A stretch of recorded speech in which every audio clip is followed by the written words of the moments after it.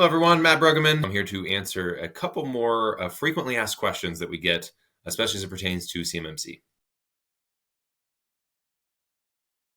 What is the actual process of a CMMC assessment? Well, there is actually a document outlining this, and it's called the CMMC Assessment Process Guide, CAP for short.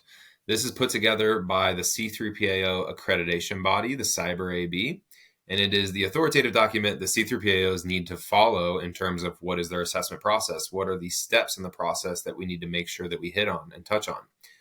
And there are several steps in the process, but I'll go over a high level the main phases of the CMMC assessment process. Phase one is really validation of scope and readiness, essentially. It's like a pre-assessment.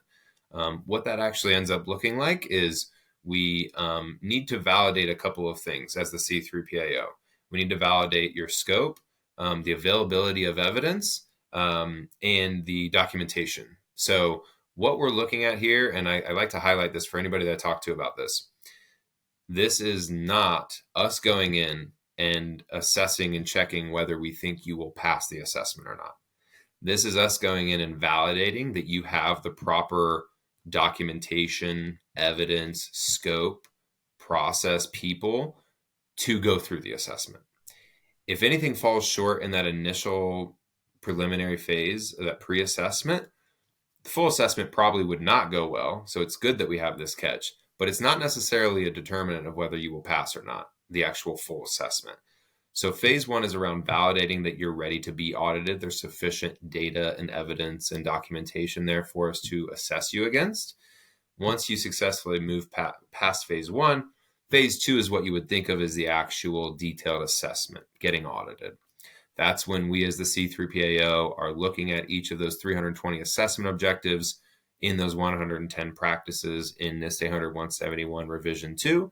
And we are assessing through the examine, interview, test methodology your compliance towards each of those and marking each as met or not met. One thing that we do through this process is we do have daily meetings with you. I often get asked, hey, how would I know, or when would I know that I failed or that I'm failing?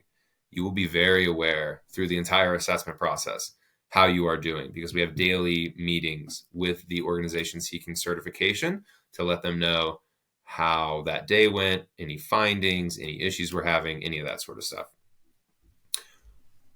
One thing I want to highlight, at the end of phase two, you do have the ability to remediate items. So you have, by the end of the assessments, 10 business days to resubmit any evidence, anything that you want to remediate and resubmit to us. We need to reassess and revalidate within 10 business days by the end of that phase two assessment.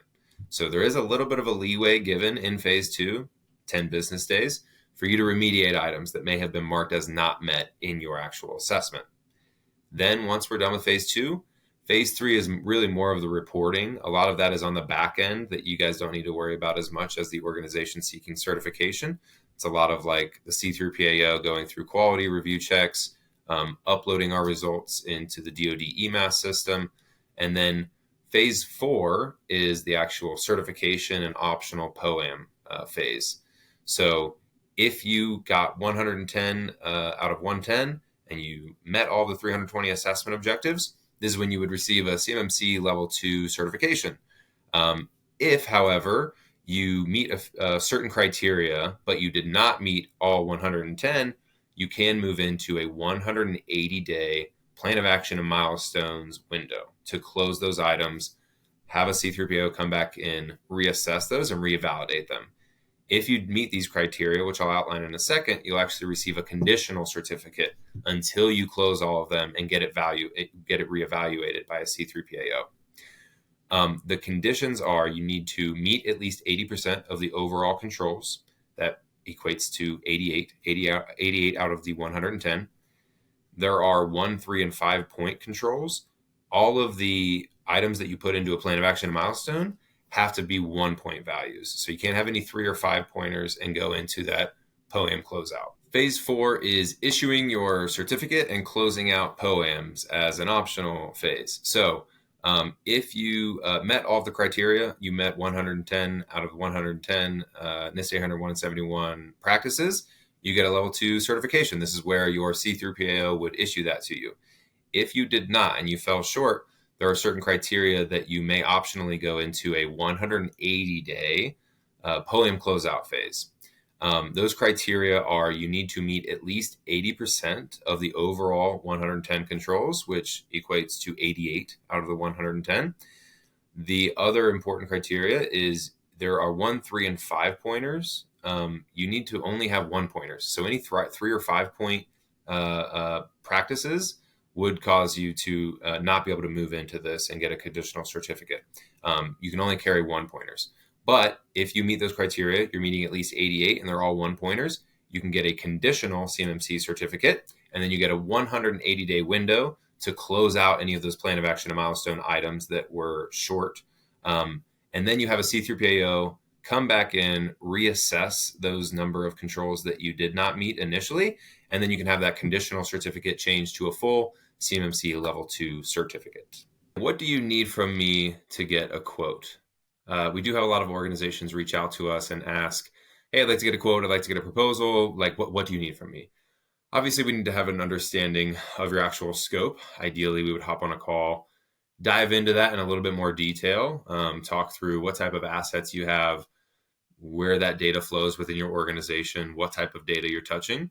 One thing I want to highlight here, though, that we have run into with a lot of clients is you understanding your scope is really critical, not just for this part, but for your entire CMMC compliance journey.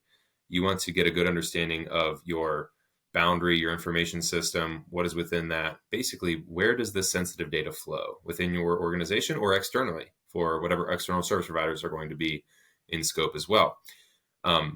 If and when you come to us and you do not have a good understanding of scope, we cannot get you a quote quite yet. I could give you, some ballparks based on some high level information, but until you get a good understanding as to what data types you have, where they're flowing, where they're touching within your organization and outside of your organization, what other external service providers might be in scope, that sort of stuff, it's going to be a little bit hard. And if you need assistance, that is what I would recommend is the best place to start.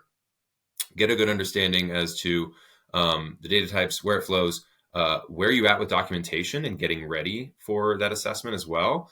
And A-LIGN, we are a C3PAO, so we want to partner with you to be your assessor for your level 2 certification for CMMC.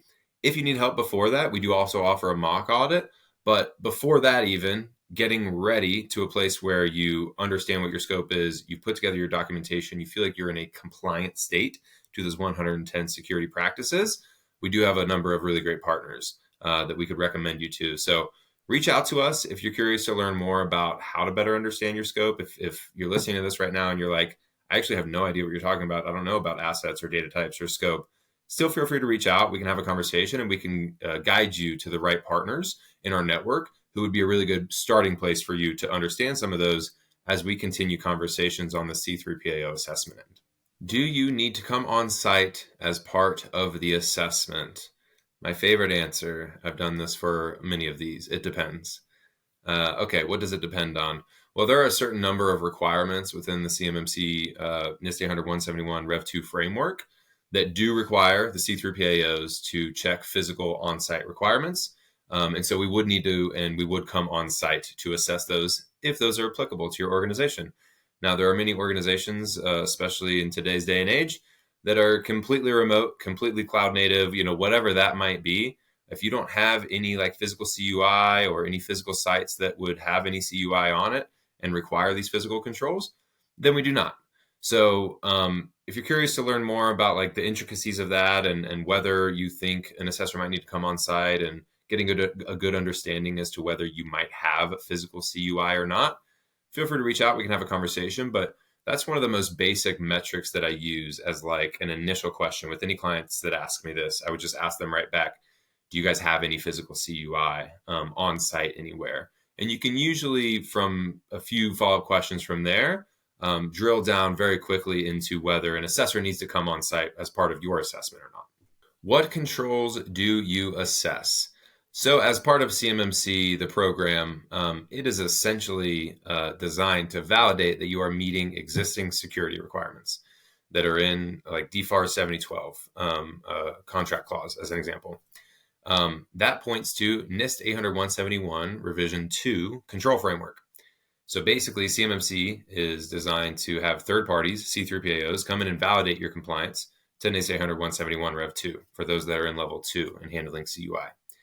So within NIST 800-171 Revision 2, there are 110 controls or practices.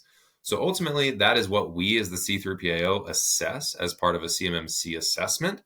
Though one thing I do want to highlight is you really want to look at each of the assessment objectives. What are those? So for each of the 110 practices in this 800-171, there are like X number of objectives under each. So in total, that ends up being 320 assessment objectives. And what we need to do as the C3PAO is we're not going through and checking 110 items.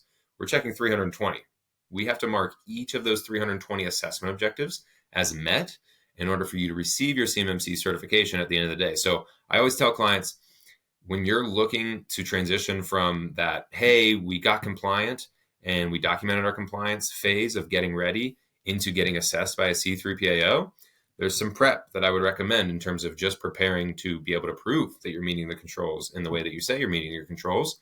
And one of those that I would do is I would do a thorough review of each of those 320 assessment objectives, because as unfortunate as this is, I would not think of this as 110 controls. I would think of it more as 320 controls, because 320 items or assessment objectives is what your C3PAO is going to look at to make sure that you can get CMMC certified at the end of the day.